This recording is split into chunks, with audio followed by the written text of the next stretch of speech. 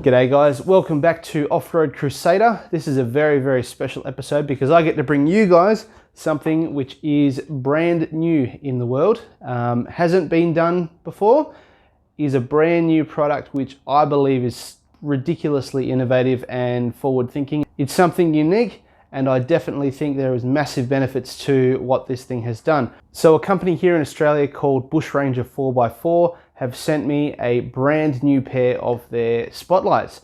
Now these aren't just any spotlights, they're a pair of LED spotlights, but they have a lot of features in them which, well, one main feature, which hasn't been done before. It's essentially a brand new product, it's a game changer.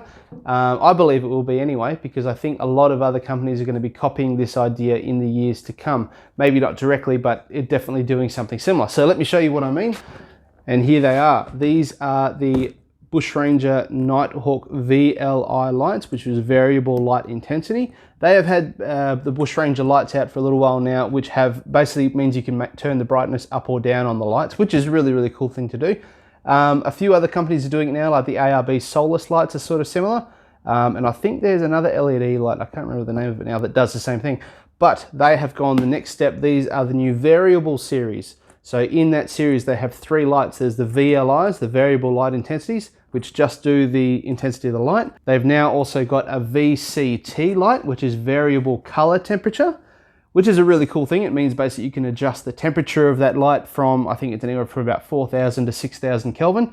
And it basically means you're either going to get a more of a yellow spotlight or more of a white spotlight, depending on what your personal preference is. But the one I've gone for, however, has what I believe is the best feature for a four-wheel drive and a tourer who is doing a lot of different things, a lot of different terrains, a lot of different places, night and day, going through towns, going through middle of nowhere, and that is these ones here. These are the VBPs, which is variable beam pattern.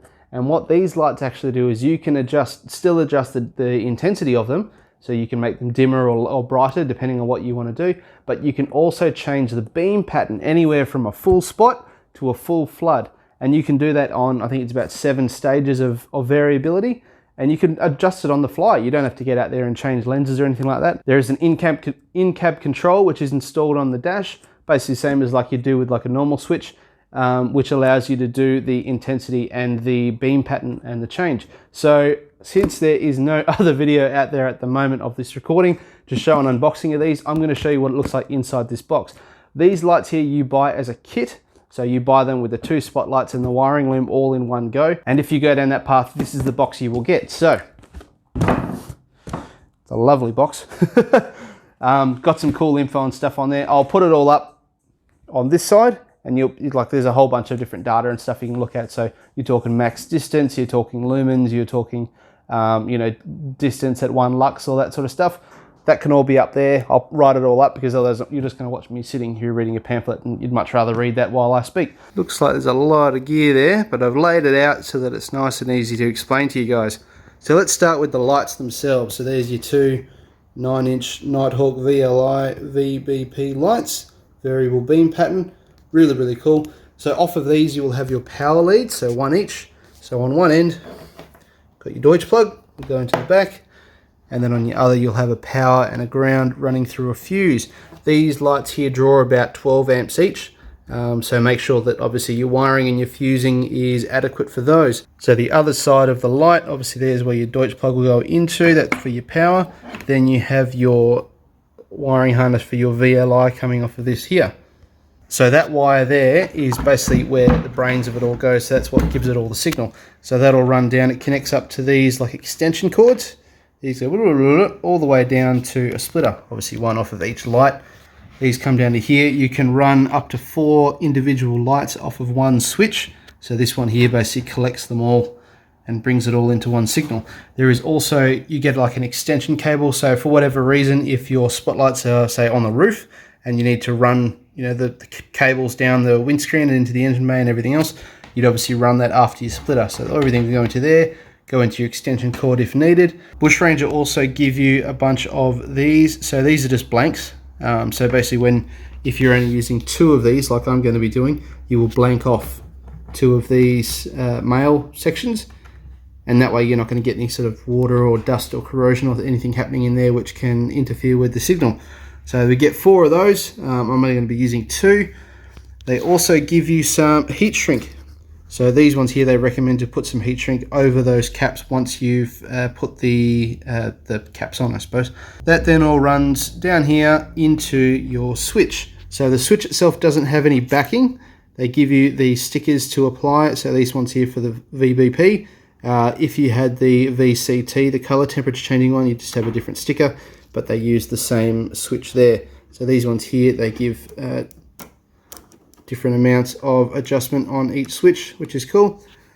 Comes with a backing plate, which this will clip into, and you can choose to either screw that into the dash, or they provide you with some double-sided tape to connect that wherever it needs to go. They do supply a little bit of anti-seize lubricant for it as well, so when you're doing your bolt zap on your spotlights, and also some dielectric grease for in all of your electrical connections. The other wiring that we'll talk about, and the last one really in it, is this one that comes off of the wiring harness. It goes out there from the switch. This one here then goes off and picks up, you need your high beam signal and also the ground signal from your headlights as well. Obviously it just supplies you with this plug that you can use, or you can cut it off and basically splice into whatever wiring you need to do. The final things you get in the box, this one here is just some fitting instructions about the wiring.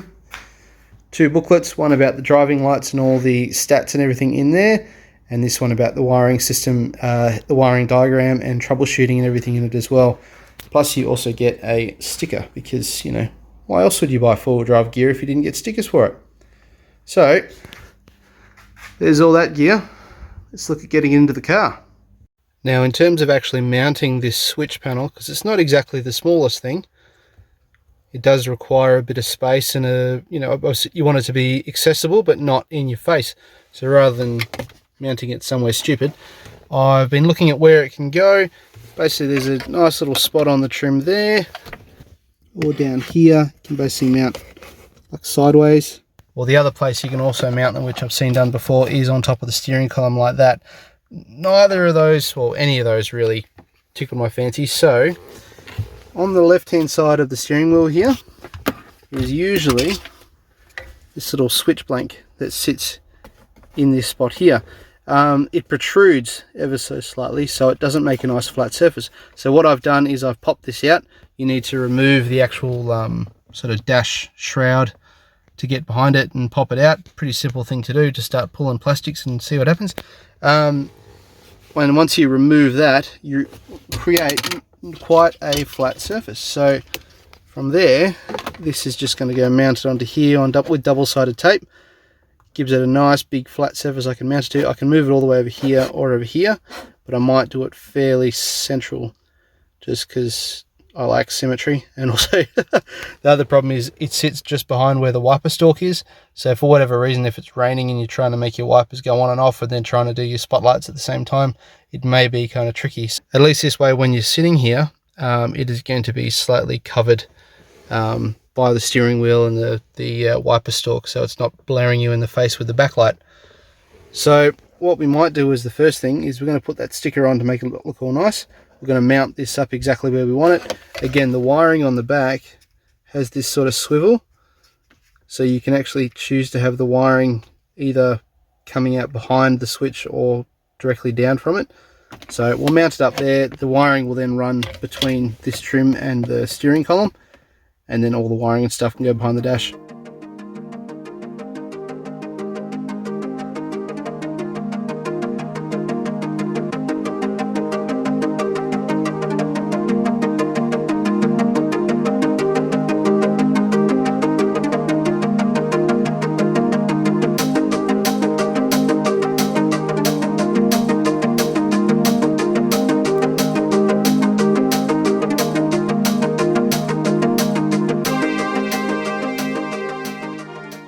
This has turned out a bit better than I expected. Where the hole going through this part of the dash is, I can actually pass all the wiring and things through there. I then tilt the wiring coming out through the back of this light switch holder, and then it all is flush and I don't even have to see the wiring. The wiring then runs down behind the dash and I can pick it up in the footwell and adjust it and do whatever I want to it. So now that that's all there, we're going to take the backing off this double-sided tape. There we go. Perfect. Still adjust it really easy. All sits in there. Beautiful.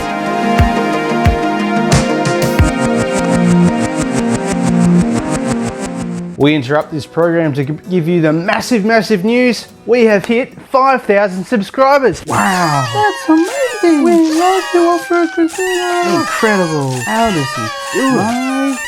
What a man. Thanks, Jimmy. This is massive news, and I'm super excited because that means there are now, well, by the time this video comes out, over 5,000 people worldwide who are tuned in to watch me do stuff, which is really cool. So thank you. Look, everyone out there who's subscribed, everyone who's followed the channel, thank you very much.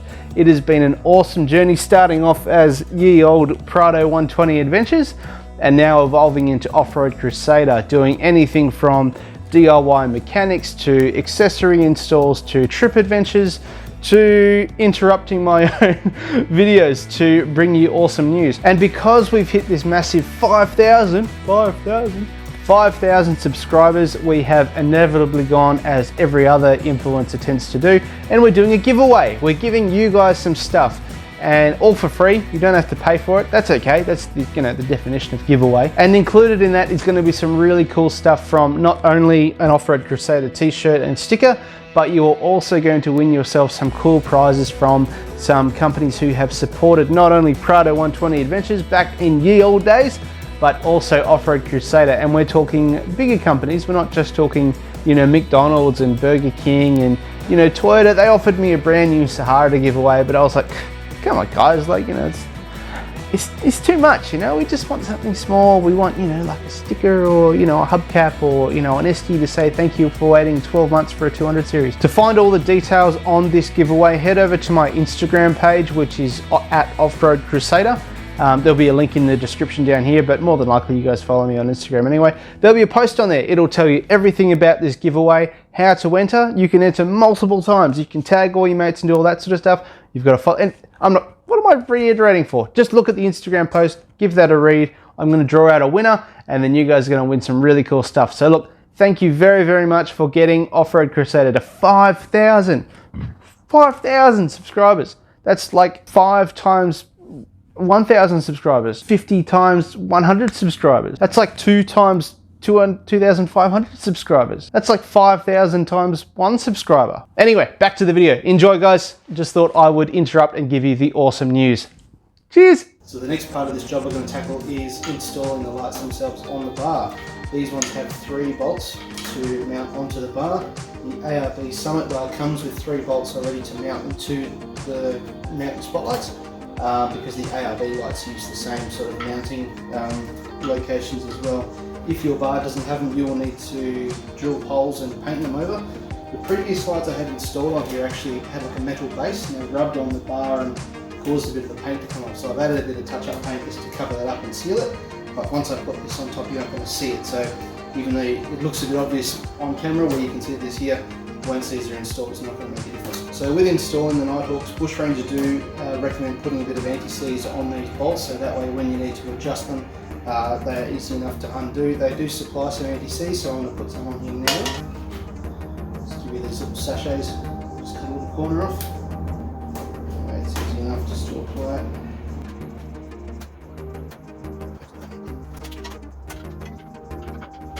The other benefit of the ARB Summit bar is they have these little hatches in here which are accessing your winch clutch lever, but you can use them easy enough to get to the bolts for your spotlights as well. So once I'm happy that these lights are sort of parallel with the front of the bar, there's a little bit of adjustment and you can move them left and right, but once you sort of get with the right spot, get them up as tight as I can by hand. Do a few turns with a tool or something. The big bolt in the centre is just a 19mm, or big nut I should say. I'm just going to do this up with sort of nipped. I know it's not going anywhere.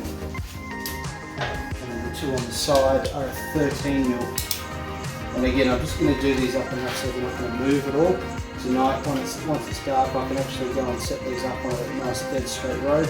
figure out exactly where I want them, and then I'll tighten them up to the specs which Bushranger give you. I'll put them up on the screen now of exactly what they are, but essentially for now I'm just nipping them up just enough so they're not going to slide everywhere. There we go, rinse and repeat for the other side. How good do these look? Very, very happy with this. There's obviously no movement laterally because it's all bolted in, but there's still vertical movement there for adjustment. Those ones there's basically 2 bolts either side of the spotlights, which are done by Allen keys, and we're going to adjust them at night time once we've got the beams exactly where we want them to sit. The last thing I want to do before I leave these to get accommodated with their new home is fit up the power and the VLR wires on the back of these spotlights, which are these Deutsch plugs that I mentioned earlier. They're going to go into the back of the spotlight. That way we just know that everything's done on the back there. We're going to apply a little bit of the dielectric grease which was given to us in the pack. We'll put a little bit where the pins go. And just sort of cover that top surface. So I'm not trying to smother it, but essentially this is going to stop a lot of that water ingress, which is going to stop a lot of corrosion from potentially happening when these spotlights go underwater, when I do, you know, roof height deep water crossings. The other thing which I've found kind of helpful to do is add a little bit on where this spring-loaded section is, and I think that just helps to stop a lot of mud and things from getting under there and causing it so that you can't actually push that little spring thing down to release it. So now I'll put that all in there. I'm just going to push it onto the back of the spotlight. Where are we? And that's all put in, ready to go. I can then feed that through the bull bar and then into the engine bay or wherever it needs to go. The other thing is the actual controller wires that go into the back of the spotlight. So these ones here do the VLI, so the variable light intensity, as well as the variable beam pattern as well. They're just a whole bunch of signal wires that go into the spotlight. There's 4 plugs in there. You probably recognize these if you've done a lot of four-wheel drive camping gear sort of thing. They're very similar to what comes on like LED strips that you can put in the car or at your campsite. And basically you want to match them up to the other side onto these extension leads. So before I do all that, we're also going to apply some dielectric grease into this plug as well. And again, not enough to sort of fill the thing so it won't close, but enough that if there's any water ingress, it's going to keep it out. So now that that's sufficiently done, I've also done, there's a little rubber orange O-ring that goes on these as well. I've just covered that up. So we're going to line up the little spline. Put that much dielectric grease, I can't even see it. There we go, they do an arrow for it as well. So once it's all lined up, push them in together. Plenty of excess grease on there, spread it around. And then we're just going to take the little screw-on cap that all locks it into position. And that's our connection made. The other thing which Bushranger recommend you do for the VLI Nighthawks is to add a little bit of heat shrink onto this connection here. Essentially it's just another layer of protection for water and dust, but it also helps to prevent this screw collar from undoing while you're driving on corrugated roads and things like that. And one really cool thing I like about these kits is that they actually supply you with the heat shrink that is required. A lot of other companies would just say, oh, I'll just go out and buy some and make it work, but these guys actually supply it, which I think, in my book, is awesome. So now these can just be fed behind the bull bar and then into the engine bay, and then we can worry about all the wiring and stuff in there. So rather than showing you guys me wiring up spotlights, which you can see on basically any other channel on YouTube, what I'm going to do, which obviously no one else on YouTube's ever done, is just show you the wiring diagram of what's required for these lights. So it comes with a full booklet of what the wiring is and what's included and all your numbers, your voltages, amps and that sort of stuff. This one here is what's going to show you your wiring diagram. So once you break it down, it's actually quite a simple diagram to follow. You've got your 2 spotlights. You can see here number 9, these 2 here. They're your power harnesses that go off. They're those Deutsch plugs that we installed. So they literally have just a positive and a negative. They run back to your battery, done and dusted. That's an easy one to do. You've then got your controller, which we've already installed into the car, which then comes back. It's got 2 plugs that come off of it. One that connects up to the VLI harness, which then goes into the back of the spotlights there. You can see that splitter that I was talking about. Those 2 lights will go into the splitter. We'll then blank off the 2 that we don't need. That then runs to the back of the control unit, done and dusted. The last part to do is to connect up to the high beam circuit of the car. Now this one here, it's got a positive and a negative. It wants you to pick up the positive wire, so your high beam circuit positive, and your negative on the back of the headlight as well. You can, like this, the system itself is smart enough to pick up reverse polarity and all that sort of stuff, so it can pick up whether it's negatively switched or positively switched. but it works best if you obviously put your fused red wire onto the positive side of it, so the bit which is actually going to have current running through it. So that's what I'm going to jump into now. We've pretty much already done the lights. We've ran all this into the engine bay. I'm going to use the driver's side cranking battery to pick up power on this, just because it's a lot less crowded than the passenger side one, because it's already got accessories and things hanging off of it. So that's going to run to there, and then it's basically a case of running these wires into the cab, which I'll do going through the grommets in the firewall into the switch. And then all I have to do is run these down to the switch wire, which already has a switch wire in the car because it's had spotlights previously fitted, so it's already picked up. It's a blue wire that comes off the back of the spotlight of the headlights on the 200 series, but it will vary depending on whether or not you have a GXL or a VX or Sahara. Also, depending on your vehicle and what exactly that has, this will mean different things for you. So I would definitely recommend getting online and doing some research about how to pick up your high beam switch wire on your particular vehicle. But I'm going to basically race through, do all the wiring on the car now, and then tonight we're going to go out and basically get these things working and show you just how good they are once you're past the sunset.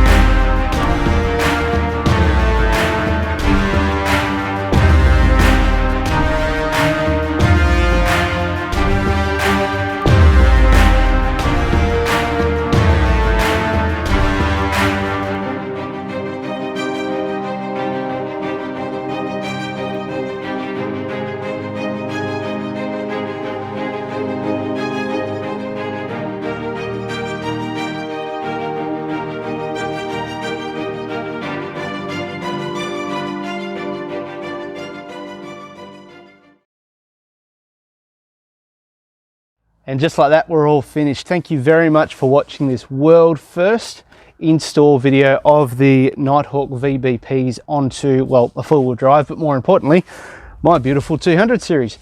Initial impressions are they're a great light. I love the light output that they have. It's not sort of so massive that you can't use it beyond that sort of scope.